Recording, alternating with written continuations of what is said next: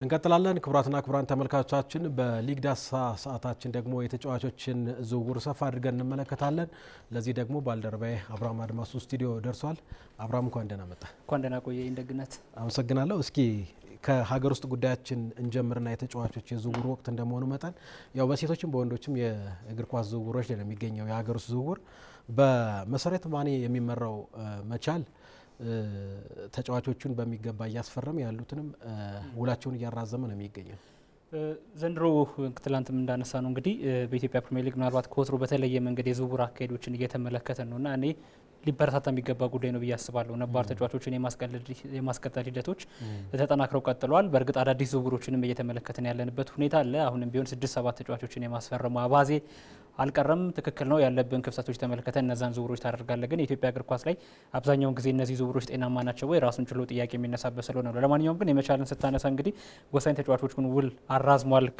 እንግዲህ ይፋ እንደተደረገው ነጻነት ጸጌ፣ ጽዮን ፈየራ፣ ቱፊት ካዴውና ትዕግስት ብርቄ እንግዲህ በክለቡ ለመቆየት ለ2 ዓመታት ውላቸውን እንግዲህ ማራዘማቸው ነው የተገለጸው። ከዛ ባለፈ ግን ፀሐይነሽ ጁላንና ዙፋን ደፈርሻን አስፈርሟል። በተለይ የፀሐይነሽ ጁላ የመስመር ተከላካይ ስፍራ ተጫዋች ናት። እንግዲህ በሐዋሳ ከተማ ያለፉት ዓመታት ጥሩ ጊዜ ካሳለፉ ተጫዋች መካከል አንዷ ናት።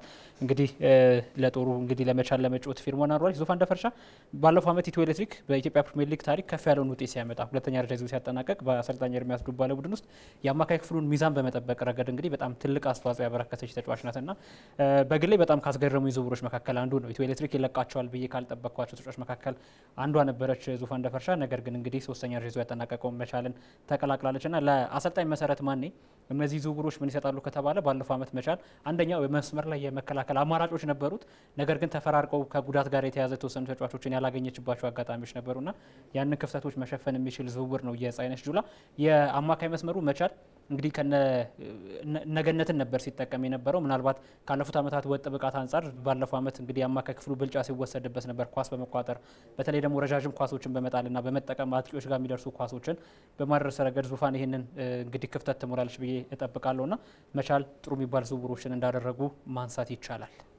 ወደ ውጭ መረጃዎቻችን እንሄድና አሌያንድሮ ጋርናቾ ከማንቸስተር ዩናይትድ ወደ ቼልሲ ካቀና በኋላ ምናልባት በቼልሲ አውትሻይን ሊያደርግ ይችላል፣ በደንብ ራሱን ሊያሳይ ይችላል ተብሎ የሚጠበቅ ተጫዋች ነበር። ዣቪ አሎንሶ ወደ ቼልሲ ከመጣ በኋላ ደግሞ ከስብስብ ውጭ አድርጎታል።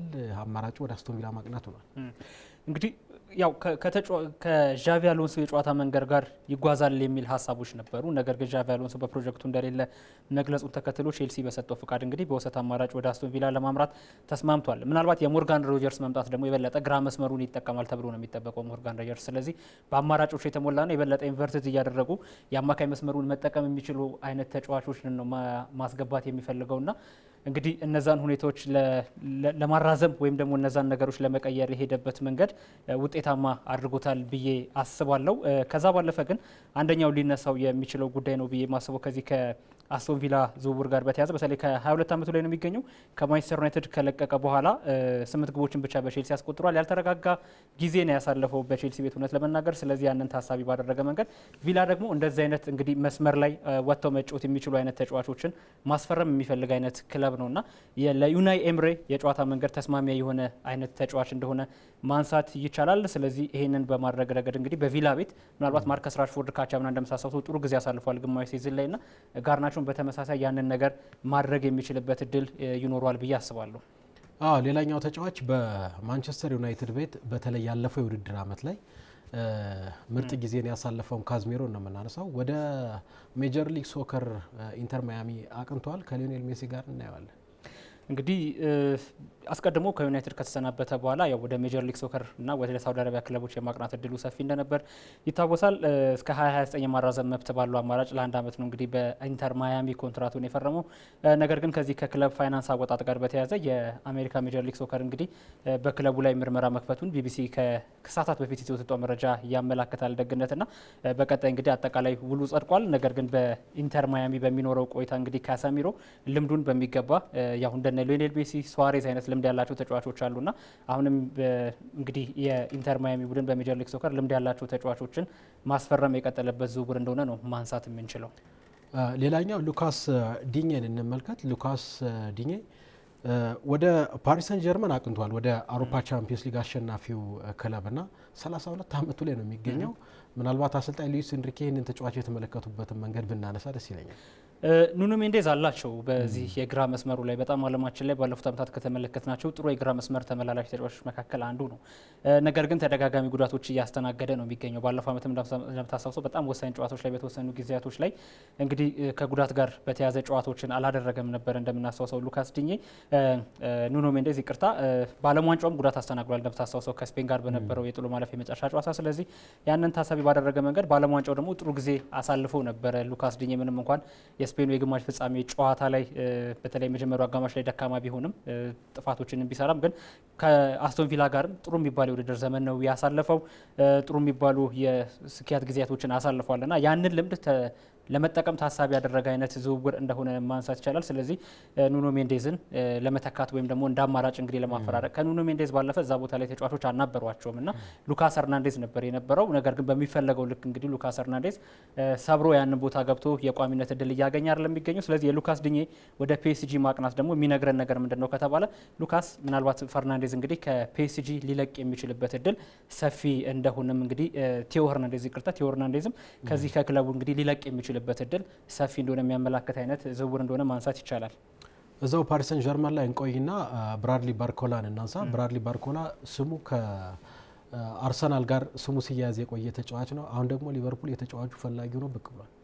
እንግዲህ ሊቨርፑልም አርሰናልም ይህን ተጫዋች ለማግኘት በሚደረገው ፉክክር ውስጥ እንግዲህ ቀጥተኛ ተፎካካሪ ሆነው ቀርበዋል። አሁን ላይ ባለው ሁኔታ አርሰናል ያው የሞርጋን ሮጀርስ ዝውውር አለመሳካቱን ተከትሎ ፊቱን ሁለት ተጫዋቾች ላይ አድርጓል። አንደኛው ባርኮላ ነው፣ ሁለተኛው ደግሞ ያን ዲያሞንዴ እንደሆነ ይታወቃልና አሁን ያን ዲያሞንዴ ፒኤስጂን ምርጫው ማድረጉ እየተገለጸ ነው የሚገኘው። ስለዚህ የሉዊስ ኤንሪኬ ቡድን ያን ዲያሞንዴን ከአርቢ ላይፕዚግ የሚያስፈርም ከሆነ ብራድሊ ባርኮላን የመልቀቅ እድሉ በጣም ሰፊ ነው። በሊቨርፑል የመጀመሪያ ዝውውር እቅድ ውስጥ የተያዘ ተጫዋች ነው። አንዶኒ ራዮላ ከሚፈልጓቸው ተጫዋቾች ግንባር ቀደሙ ነው ያን ዲያሞንድ የባርኮላ። ስለዚህ አርሰናል በጣም ከፍተኛ ፉክክር ይጠብቀዋል ከሊቨርፑል ባርኮላን ነጥቆ ለማስፈረም በሚደረገው ትግል ውስጥ ብዬ ይጠብቃለሁ። ነገር ግን አርሰናል እድሎች እንዳሉት ይሰማኛል በግሌ። ምክንያት ከተባለ ደግሞ አሁን ሚካኤል አርቴታ ትክክለኛ ቀጥተኛ የመስመር አጥቂ ተጫዋች ነው አሁን ላይ እየፈለገ የሚገኘው በዝውውሩ ላይ እንደነ ሁሊያን አልቫሬዝ አይነት አማራጮችን የሚሰጡ አጥቂዎችን ይፈልጋል።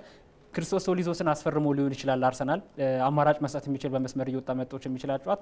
ነገር ግን ገብርኤል ማርቲኔሊ ከሽያጭ ከሚቀርቡ ተጫዋች መካከል አንዱ እንደሆነ በተደጋጋሚ እየሰማን ነው የምንገኘውና ገብርኤል ማርቲኔሊን አርሰናል ለሽያጭ አቅርቦ ማርቲኔሊ ከክለቡ የሚለቅ ከሆነና ሽያጩ እውን የሚሆን ከሆነ አርሰናል ይሄንን ቦታ በትክክለኛ የመስመር አጥቂ ተጫዋች መተካት ይጠበቅበታል። ለዛም ነው አሁን መስመሩን አስፍቶ መጫወት የሚችል ተጫዋች ነው የሚፈልጉት አርሰናሎች። ስለዚህ ለዛ ደግሞ ብራድሊ ባርኮላ የመጀመሪያ ምርጫቸው ይሆናል ተብሎ ይጠበቃል። ትልቁ ጥያቄ ግን አርሰናል ላይ ሊሆን ይችላል ብዬ ማስበው ብራድሊ ባርኮላን በማስፈረም ሂደት ውስጥ አርሰናሎች ልክ እንግዲህ እንደ ቼልሲ ከፍተኛ ገንዘቦችን እየወጡ የተጠየቁትን የዝውውር ሂሳብ እየከፈለ ማስፈረም የሚፈልግ አይነት ክለብ አይደለም። ተጫዋቾቹ ይሄ ዋጋ ይገባቸዋል የሚለውን በደንብ በተጠና መንገድ ነው እየሄዱበት የሚገኘውና ለዛም ነው የሞርጋን ሮጀርስ ዝውውር ያመለጣቸው ወይም ደግሞ የሞርጋን ሮጀርስን ዝውውር የተው። ስለዚህ አሁንም ለብራድሊ ባርኮላ ትክክለኛውን ዋጋ ይዞ ነው አርሰናል መደራደር የሚፈልገው። ፒኤስጂ ደግሞ ይሄ ወጣት ተጫዋች እንደመሆኑ በፊት ብዙ ልታተርፍበት የሚገቡ አይነት ተጫዋች ስለሆነ ከፍተኛ ገንዘብ ነው እየጠራ የሚገኘው። ስለዚህ እስከ 100 ሚሊዮን ፓውንድ የሚጠጋ የዝውውር ሂሳብ አውጥቶ አርሰናል ይሄንን ተጫዋች ያስፈርመዋል። በእኔ ግምት አርሰናል ከ60 እና ከ70 ሚሊዮን ፓውንድ በላይ እንግዲህ ለባርኮላ የመክፈል ፍላጎት የለውም እና ይሄንን ደግሞ ሊቨርፑልም ያደርጓል ብዬ አልጠብቅም። እስከ 100 ሚሊዮን ፓውንድ እስከ 90 ሚሊዮን ፓውንድ አውጥቶ ሊቨርፑልም ባርኮላን ያስፈርማል የሚል ግምት የለኝም። ስለዚህ የብራድሊ ባርኮላ ዝውውር ላይ እንግዲህ የመጠነኛ የጊዜ መግፋቶች ካልሆነ በስተቀር በዋጋ ድርድር ላይ ሁለቱም ይህንን ተጫዋች ለማስፈረም በሚደረገው ትግል ውስጥ እንግዲህ ከፍተኛ ጥረት እንደሚያደርጉ ነው ማንሳት የሚቻለው። የዝውውር መረጃዎች ሲነሱ በክረምቱ የዝውውር መስኮት ስማቸው ከማይጠፉ ተጫዋቾች መካከል አርጀንቲና አጥቂ ሁሊያን አልቫሬዝ አሁንም አንደኛው ነው። አትሌቲኮ ማድሪድ ተጫዋቹ አይሸጥም እያለ ነው። ባርሴሎናና አርሰናል ግን አሁንም የተጫዋቹ ፈላጊ ሆነዋል። ምንድን ነው ወቅታዊ መረጃ? አርሰናል አሁንም ብዙ አማራጮችን እየተመለከተ ከሚገኝባቸው ቦታዎች መካከል አንዱ እንግዲህ የቪክተር ዮኬሬሽን ቦታ የሚፎካከር አጥቂ ይፈልጋል። ቪክተር ዮኬሬሽን ይለቀዋል ወይ? ለእኔ ጥያቄ ነው። ምናልባት ከሰሞኑን እየሰማናቸው የነበሩ መረጃዎች አሉ አይደል? አንዳንድ ሩመሮች ወይም ደግሞ አንደኛው የሁሊያን አልቫሬስ ዝውውር ላይ ቪክተር ዮኬሬሽን እንግዲህ ተደራቢ አድርጎ ወይም ደግሞ ሌላኛው የመፍትሄ አካል አድርጎ ዮኬሬሽን ጨምሮ በዝውውሩ ላይ አልቫሬዝን ማምጣት ይፈልጋል የሚሉ ሀሳቦች ሲነሱ ነበር። ይሄ ይሆናል የሚል ግምት የለኝም በግሌ። ነገር ግን አርሰናል አሁንም ቢሆን ቀደም ብዬ እንዳነሳሁት ትክክለኛውን ዋጋ ማውጣት የሚፈልግ ክለብ ነው። ወይም ደግሞ የተጋነነ የዝውውር ሂሳብ አውጥቶ ተጫዋቾችን ለማስፈረም የሚጓዝ አይደለም እና የአንድሬ ቤርታ የዝውውር ስትራቴጂ በአርሰናል ቤት እንግዲህ ካለፈው የውድድር ዘመን ጀምሮ ውጤታማ መሆኑን ተመልክተናል እና አሁንም ነገሮችን እንግዲህ በአጽንኦት እየተከታተሉ ነው የሚገኘው። ለአርሰናል ትልቁ ስጋት አሁንም ልጁ የባርሴሎና ፈላጊ ነው፣ ለባርሴሎና መጫወት ይፈልጋል። አርሰናልን በዚህ ክረምት ከሁሊያን አልቫሬዝ ዝውውር ሊያግደው ይችላል ተብሎ የሚገመቱ አንዱ የልጁ ለባርሴሎና የመጫወት ፍላጎትን በተደጋጋሚ መግለጹ ነው። አትሌቲኮ ማድሪዶችም ደግሞ ባለፈው ዓመት ባስፈረሙበት ሰዓት ላይ እንግዲህ በባርሴሎና ደረጃ ባሉ ክለቦች ላይ ለሚመጡ ዝውውሮችን እድል ይሰጡታል የሚል ሀሳብ ሲነሳ እንደነበር ይታወሳልና አሁን ተጫዋቹ ከአትሌቲኮ ማድሪድ መልቀቅ እንደሚፈልግ እንግዲህ የክረምቱ የዝውውር መስኮት ከገባበት ጊዜ ጀምሮ ሲነሳ እንደነበረ እናስታውሳለን። ይህንን በምን አይነት መንገድ አርሰናሎች እንግዲህ ገፍተውበት ይሄዳሉ ትልቁ የዝውውር ጉዳይ ነው ይሆናል ብዬ ነው ማስበው። ግን አርሰናል አሁንም በትኩረት እየተካተላቸው ከሚገኙ የዝውውር ቦታዎች አንዱ እንግዲህ የሁሊያን አልቫሬዝን ወደ ኤሜሬትስ የማምጣት ሂደት እንደሆነ ማንሳት ይቻላል። ሌላኛው ከዚህ ውል ከማራዘም ጋር ስሙ የሚነሳው ፖርቹጋላዊ አማካይ ማንቸስተር ዩናይትዱ ብሩኖ ፈርናንዴዝ ነው። ብሩኖ ፈርናንዴዝ በማንቸስተር ዩናይትድ ክለቡ የተጫዋችን ውል ማራዘም ይፈልጋል። እሱ ደግሞ ከጥቅማ ጥቅም ጋር ቅሬታዎች እንዳሉት እየተነሳ ነው የሚገኘው። እንግዲህ የብሩኖ ካምፕ በአዲሱ የጥቅማጥቅም ጉዳዮች ላይ ደስተኛ ለመሆኑን ተገልጿል። እንግዲህ ውል አለው፣ የ2 ዓመት ገደማ ውል ይቀረዋል። ነገር ግን ማንቸስተር ዩናይትድ ይህን ተጫዋች 30 ዓመቱ ላይ ለሚገኘው ብሩኖ ፈርናንዴዝ እንግዲህ አምበል እንደሆነ ይታወቃል። በቡድን ውስጥ በጣም ጥሩ የሚባል የውድድር ዘመን ነው ያሳለፈው። ስለዚህ ይህንን ለማስተካከል ወይም ደግሞ ተጫዋቹን በክለቡ ለማቆየት በሚደረገው ሂደት ውስጥ ውል ማራዘም ይፈልጋሉ። ጋላታሳራይ የተጫዋቹ የመጀመሪያ ዋነኛ ፈላጊ ሆኖ እንግዲህ ብቅ ማለቱ እየተሰማ ነው የሚገኙ። ግን ማንቸስተር ዩናይትዶች እንግዲህ ይለቁታል ተብሎ የማይጠበቅ ተጫዋች ነው። የጊዜ ሂደት ካልሆነ በስተቀር በማንቸስተር ዩናይትድ እንግዲህ ከስምምነት ላይ ደርሶ ውሉን ያራዝማል ተብሎ ነው የሚጠበቀው። አሊያም ውሉን የማያራዝምም ከሆነ እንግዲህ ኮንትራቱን አክብሮ ምናልባት ማንቸስተር ዩናይትድ በቀጣይ ዓመት እንግዲህ ተጫዋቹን በቀረበለት ዋጋ ሊሸጥ የሚችልበት እድል እንዳለው ነው ማንሳት የሚቻለው። ምናልባት ከዚህ ከብሩኖ ፈርናንዴዝ ጋር አያይዘን የምናነሳው ነጥብ ደግነት የዘንድሮ የክረምት የዝውውር መስኮት የበለጠ የአማካይ መስመር ተጫዋቾች ላይ ትኩረት የተደረገ እንደሆነ እየተመለከትን እንገኛለን እና ከ2016 ጀምሮ በእንግሊዝ ፕሪሚየር ሊግ እንኳን የተደረጉ ዝውውሮችን ስንመለከት በአማካይ መስመር ላይ ነው ትልቁ ኢንቨስትመንት የተደረገው። ከነዚህ መካከል ከእንግሊዝ ፕሪሚየር ሊግ 10 ውድ ዝውውሮች መካከል እንግዲህ ከ2016 ጀምሮ 8ቱ የአማካይ መስመር ተጫዋቾች ላይ ኢንቨስት የተደረገ ነው። እንደነ ኢንዞ ፈርናንዴዝ፣ ዴክላን ራይስ፣ ሞይሰስ ካሴዶ፣ እነ ጃክ ግሪሊሽ፣ ሞርጋን ሮጀርስን ልናነሳ እንችላለን። ኤሊዮት አንደርሰን እና ሞርጋን ሮጀርስ ደግሞ በዚህኛው የውድድር ዘመን ነው። ምናልባት አሌክሳንደር አይዛክን እና ሮሜሎ ሉካኩን ነው የምናነሳው እንግዲህ በፊት መስመር ተሰላፊ ተጫዋቾች በዚህ ውድ ዝውውር ውስጥ የገቡት። ከ10ሩ ኤክስፔንሲቭ ወይም ደግሞ በጣም ውድ ከሚባሉ ዝውውሮች 8ቱ የአማካይና የአጥቂ አማካይ መስመር ተጫዋቾች ናቸው። እንግዲህ 3ቱ ደግሞ በዚህ የውድድር ዘመን የተደረጉ ናቸው። ሳንድሮ ቶናሊ ከኒውካስል ወደ ቶትናም 100 ሚሊዮን ፓውንድ ወጥቶበታል። ኤሊዮት አንደርሰን እንዳልከው 116 ሚሊዮን ፓውንድ ወጥቶበታል። ሞርጋን ሮጀርስ ሌላኛው የአጥቂ አማካይ 117 ሚሊዮን ፓውንድ በዚሁ የክረምት የዝውውር መስኮት ወጥቶበታል። ከዛ ባለፈ በ2016 በአማካይ የክረምት የዝውውር መስኮት የነበረው በጣም ይሄ ትልልቅ ለተባሉ ዝውውሮች አማካይ ዋጋ እስከ 30 ሚሊዮን ፓውንድ ነበር። ከ30 ሚሊዮን ፓውንድ እስከ 93 ሚሊዮን ፓውንድ ነበር ሲወጣ የነበረው። አምና እስከ 53 ሚሊዮን ፓውንድ አቬሬጅ ለሚባሉ ወይም ደግሞ መካከለኛ የሚባለው የዝውውር ዋጋ ነበር በክረምት የዝውውር መስኮቱ ላይና ዘንድሮ ግን 70.5 ደርሷል። ይሄ ማለት እንግዲህ አሁን ከነ ኤሊዮት አንደርሰን ከነ ሞርጋን ሮጀርስ ያሉ ዝውውሮችን ታሳቢ አድርገን ከ42 ሚሊዮን ፓውንድ ጀምሮ ነው እስካሁን እየተደረጉ ያሉ ዝውውሮች። ፓሌስትራ ነው እንግዲህ በቼልሲ ቤት 42 ሚሊዮን ፓውንድ የፈረመው እና ሌሎቹ ዝውውሮች ከተመለከት ከአብዛኞቹ ከዛ በላይ ናቸው። ምናልባት ዩሪ ቴሌማንስ ነው ከሱ በታች ያለው ዝውውር ልታነሳ የምትችለውና በአማካይ መስመር ተጫዋቾች ላይ እየተደረገ ያለው ኢንቨስትመንት ትልቅ እንደሆነ ማሳያ ነው። እውነት ነው። ያው የአማካይ ቦታው ተከላካዩንም አማካዩንም አጥቂውንም በሚገባ የሚያግዘው ቦታ ቢኖር አማካዩ ነው። እዛ ላይ ይመስለኛል ትልቅ ክለቦች እንግዲህ በደንብ ኢንቨስት እያደረጉ የሚገኙት። አብርሃም ላደረሰን የወቅታዊ ስፖርት መረጃዎች የዝውውር መረጃዎች ከልብ አመሰግናለሁ።